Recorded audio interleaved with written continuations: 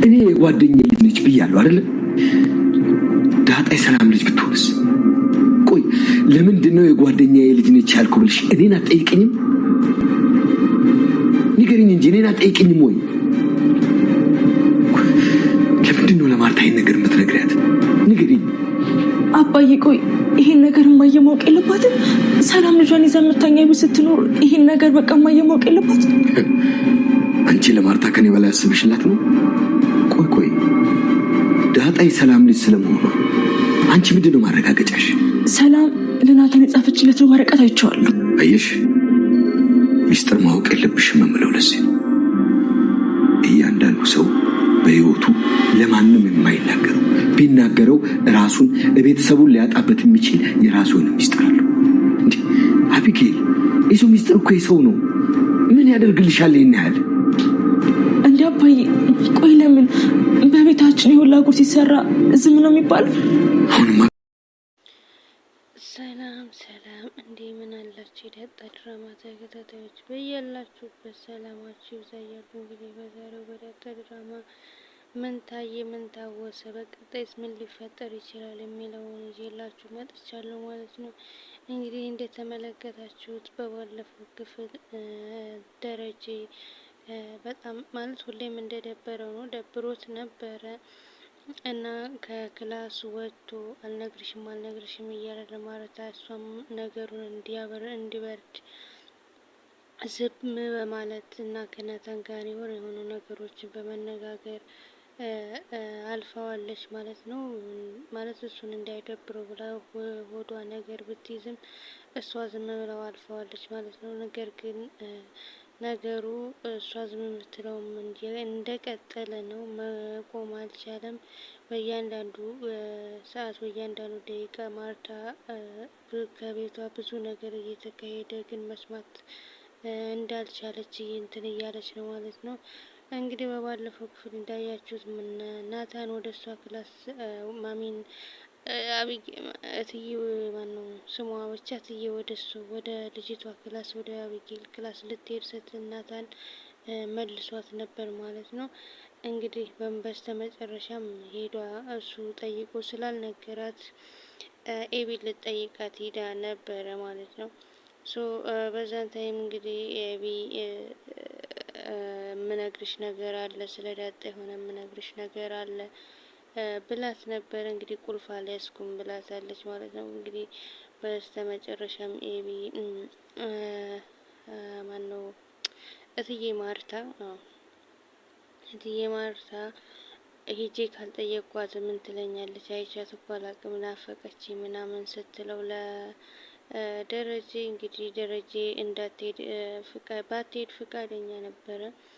ባትሄድ ደርስ ስለው ነበረ፣ ግን ግዴታ ስለሆነበት ምንም ማድረግ ስላልቻለ አልናገርም ምን አልልም ብሎ ያንን መከልከል አልቻለም ማለት ነው። እንግዲህ እንድትሄድ ቁልፉን ሰጥቷታል ማለት ነው። ምግብ ካለ ምግብ ይዛላት ስትሄድ እንግዲህ አቢጌል በጣም ርቧት በጣም ተጎሳቁላ አግኝታታለች ማለት ነው። እናቲቱ እንግዲህ እናቲቱ እንደዛ ባገኘቻት ታይም ተናድ ማለት በጣም አጥፍተሻል፣ አንቺ እኮ አጥፍተሻል፣ እንዴት ወንድ ልጅ እንደዚህ ለምነሽ አግባኝ ትይዋለሽ?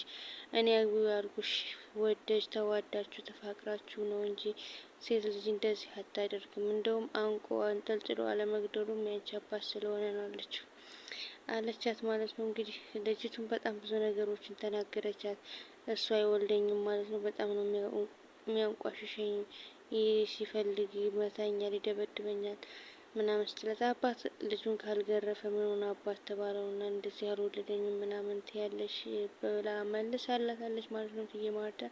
በዛን ታይም እንግዲህ እኔ ናታንን አግባኝ ባልኩት ወሬ አይደለም ሊያገባኝ እየፈለገው እያሰረው በናታን ወሬ አይደለም እያለች ነበረ ማለት ነው። እንግዲህ እና በምንድን ነው ብላ ስጠይቃት እንግዲህ አቶ ደረጀ ክላስ ውስጥ ሆኖ ትነግራታለች። አትነግራትም የሚለውን ነገር እያወሰላሰለ ነበረ።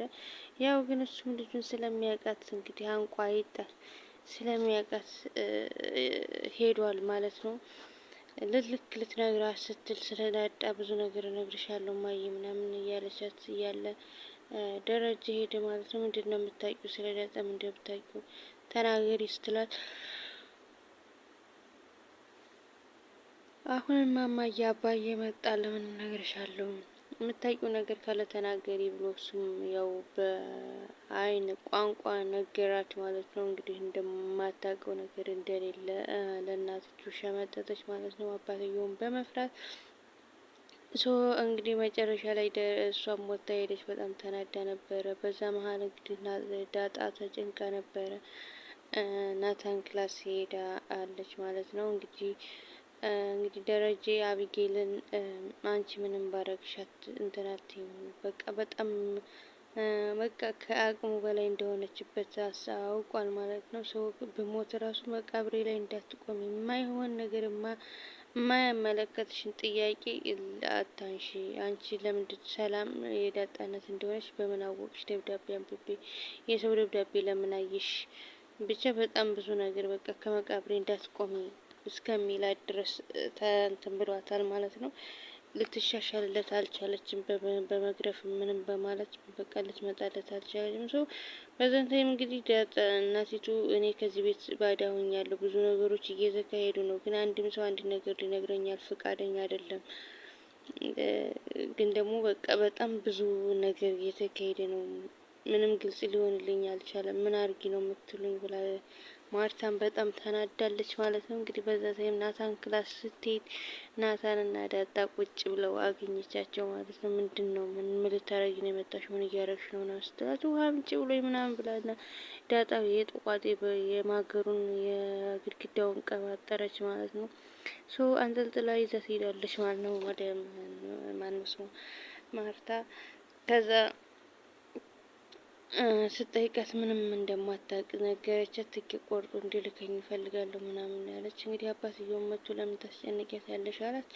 ከዛ የሆነውን ነገር ነገረችው። እናቲቱም የተሰማትን ነገር እንግዲህ በስተመጨረሻ አባትየው ከቤት ወጥቷል።